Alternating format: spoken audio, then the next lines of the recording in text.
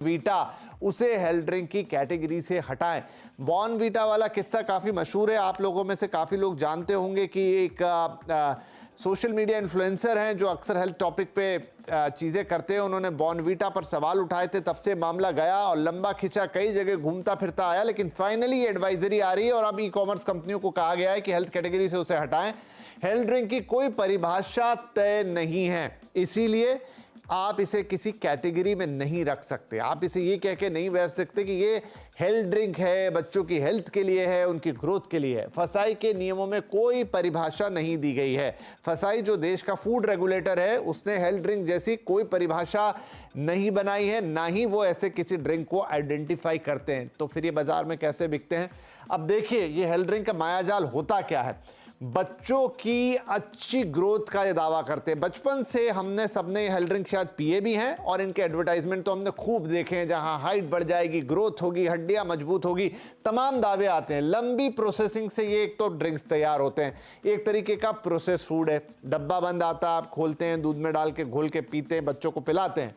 Ingredients अपना असर इतने लंबे प्रोसेसिंग के बाद खो देते हैं। एक और बात होती है कि जो लॉन्ग टर्म में पैक होके आया उसने तो अपना असर खो दिया, जिन पे दावे किए जा रहे थे। लेकिन जब आप डिब्बा खोलते हैं और वो एयरटाइट डिब्बा, उसमें एयर के साथ कांटेक्ट होता है, तो पैक खुलने के बाद इनका जो इंग्रेडिएंट है सो कॉल्ड, उनका असर और कमज़ोर हो जाता है। तो कहने के लिए एक हेल्थ ड्रिंक होती है, लेकिन सिर्फ एक टेस्ट के आधार पर बच्चे को इसकी लत लगती है।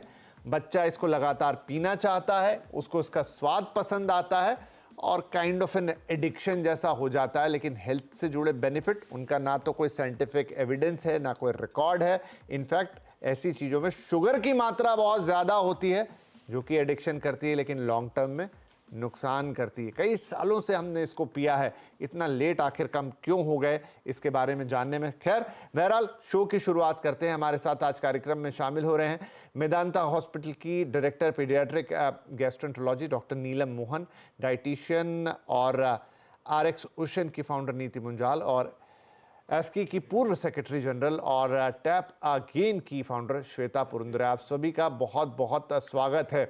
तो डॉक्टर नीलम मोहन, पहले तो हम आपसे, क्योंकि ये बहस पिछले 1-1.5 साल से शुरू हुई, जब ये मामला सोशल मीडिया पे बहुत उछला, फिर ये अलग अलग कमिटीज़ के पास गया, आज फाइनली अब इसको लेकर गाइडलाइंस आई हैं गवर्नमेंट की तरफ से। और वो गाइडलाइंस हालांकि सिर्फ एक इस तरह का गाइडलाइन है जो ऑनलाइन प्रोडक्ट की बिक्री के लिए एडवाइजरी है कि आप इसे इस कैटेगरी में रखें, इस कैटेगरी में ना रखें, उसे हेल्थ ड्रिंक बोलें ना बोलें। लेकिन मैम, इनकी असलियत क्या है? और सवाल मेरा इसलिए थोड़ा और गहरा, क्योंकि हम तो इसको सालों से पीते आए। मैंने भी अपने बचपन में पिया है, अगली जनरेशन भी पी रही है। मेरे ख्याल से हम सब लोग हैं जिन्होंने कभी ना कभी हेल्थ ड्रिंक्स अपने जीवन में पिए और माना है कि ये तो हमारी हेल्थ के लिए बहुत अच्छे हैं, लेकिन सच्चाई कुछ और है। देखिए, इसका जवाब ये है कि हर एक चीज में एक बैलेंस है लाइफ में। टू बी ऑनेस्ट, जब आप ये हेल्थ ड्रिंक्स पिए या जब की बात हो रही थी, बेसिकली जो हमारी डाइट होती है उसके अंदर हमें इतने कैलोरीज लेना है, इतना प्रोटीन, इतना फैट लेना है। शुरू में प्रॉबली इंडिया डील कर रही थी अंडर न्यूट्रिशन से, जब हम कैलोरीज देने के साथ फोर्टिफाई करने की कोशिश कर रहे थे कि बैलेंस डाइट के जरिए। तो ये कंपनीज उस टाइम बनी और उस चीज का फायदा लेते हुए एक एक्स्ट्रा कैलोरीज देना शुरू करी, बिकॉज हम जानते ऑलमोस्ट जो उनकी एक सर्विंग होती है उसमें ऑलमोस्ट 70 कैलोरीज होता है। That is equivalent to 2.5 spoon of sugar भी उसके अंदर जा है। तो अब जो पूरा अवेयरनेस आया है रिसेंट फ्यू इयर्स में, हम बात कर रहे हैं शुरू में, अब नॉन कम्युनिकेबल डिजीजेस एक बहुत बड़ा चैलेंज बन गया है वर्ल्ड एक ओवरवेट ओबेसिटी से लड़ रहा है, और उसी के कारण डायबिटीज, हार्ट डिजीज एंड उससे जुड़े हुए स्ट्रोक्स बोलो, आर्थराइटिस बोलो, ओवरसिस्टिक स्लीप एपनिया, ये सारी चीजें जो आ रही हैं वो सारी रिलेटेड है ओवरवेट ओबेसिटी से। शायद आपको ये नहीं मालूम हो कि एक अगर बच्चा 14 इयर्स का ओबीस होता है तो 80% वो आगे जाके ओबीस अडल्ट रहेगा।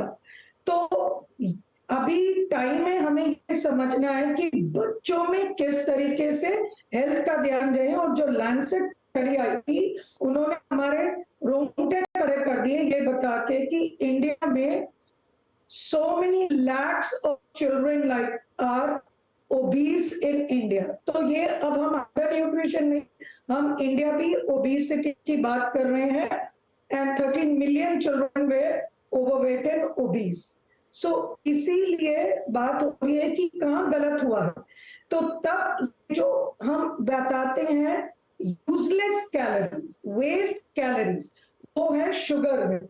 शुगर आपके खाने में भी है, जैसे फ्रूट्स में है, वेजिटेबल्स में है, जो हम प्लांट प्रोडक्ट्स बोलते हैं उसमें इंट्रिंसिक शुगर है। और साथ ही साथ आप दूध पीते हैं, दूध के अंदर लैक्टोस है, लैक्टोस भी एक किस्म का शुगर है, डाइसैकराइड, जो इंट्रिंसिक है। लेकिन इसके साथ साथ जो फ्री शुगर हम डाल रहे हैं, अब हमें सब पता चल रहा है कि ये मेन दोषी है जो इंसुलिन रेजिस्टेंस और उसके कारण overweight, obesity, diabetes, heart disease का कारण उतना ज्यादा फैट नहीं है जितना हम सोचते थे कि ऑयल कम कर दे, उससे ज्यादा एडिक्शन आपका, अपने खुद ये वर्ड इसके एडिक्शन, स्वीट एक एडिक्शन हो गया। तो अभी इट इज टाइम कि ये जो हेल्थ ड्रिंक्स का लेबल है ये बिल्कुल गलत है। ये आप कुछ एक सप्लीमेंट देने की कोशिश